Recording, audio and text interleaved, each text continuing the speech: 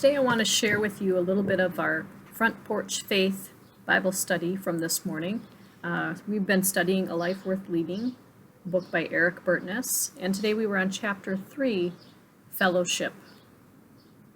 When I think about fellowship, I think about going to church and speaking with people, just kind of gathering for a little chit-chat, maybe about your week or the football game that happened on Friday night, maybe which kinds of fish are biting on the river this week. But what we find out is fellowship is more than that. A lot more than that. And I was kind of struggling this morning to kind of put my finger on how is that different from maybe my group of friends that are meeting for a cookout on the weekend, or a group of friends that are just getting together to go for a walk. How is this different? How is fellowship different than just friendship?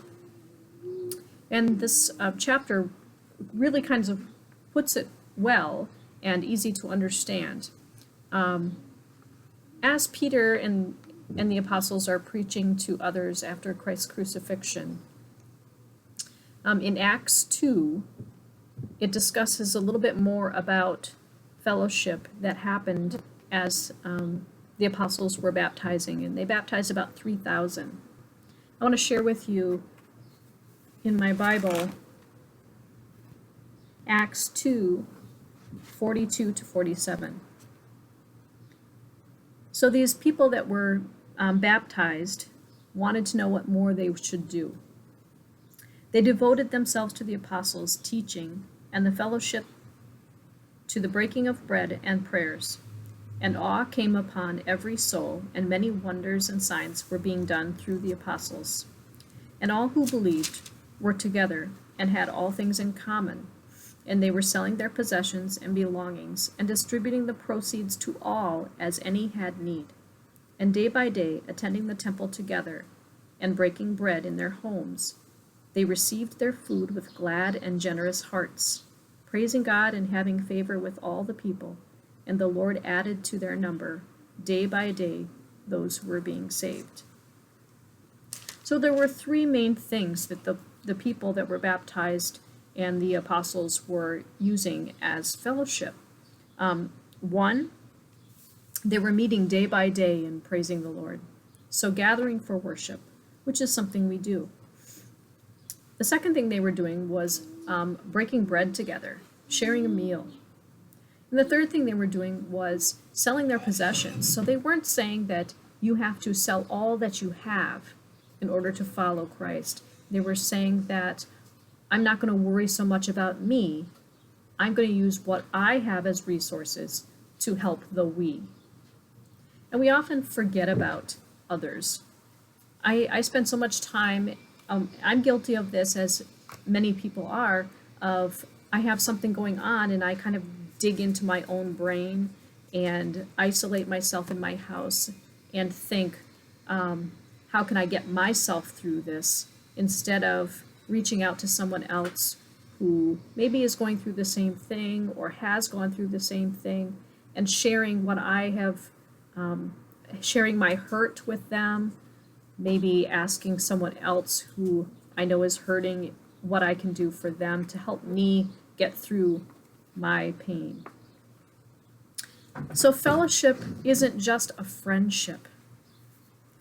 And in this book, it talks about 4 levels of the community of fellowship.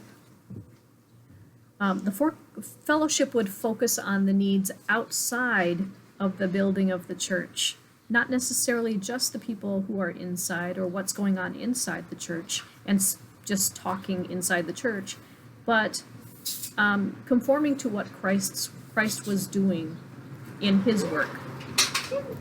The first level of fellowship in this book is membership.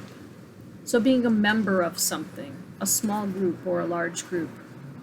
And then taking that to the next level. Not only are you a member, but you are a friend. You learn to share with each other your experiences, your hurts, your victories, your happiness, your sadness. And the third level of fellowship is being a partner, doing your part to help others. So when we're having something at church or in our community, that we reach out and say, okay, what can I do to help? How can I help be part of the bigger picture? And again, not focusing on just me. The fourth level of fellowship is called kinship, loving believers like their family. And it's at this level that Jesus was talking about when he said that whoever does the will of God is his mother, brother, and sister. When you know that and experience it, it changes your life. In fact, we're put on this earth for loving relationship with God, but not only with God, but with others too. And we can follow Jesus' example in that. In his hurt and his pain, knowing that he was going to be crucified and die, and a very horrible physical death, he didn't dwell on that. He went out and he helped others. He gave what he had, and he just did it. And I often think that that probably helped him get past his brain and his heart really being worried about what was coming up for him. So fellowship brings Jesus into the picture. The love of Christ, the giving of Christ, as we become those examples in our lives and with those people around us, with our groups. It's more than just a friendship. It's giving as Jesus gave, bringing him into the picture, and having that mindset of we instead of me. Thanks.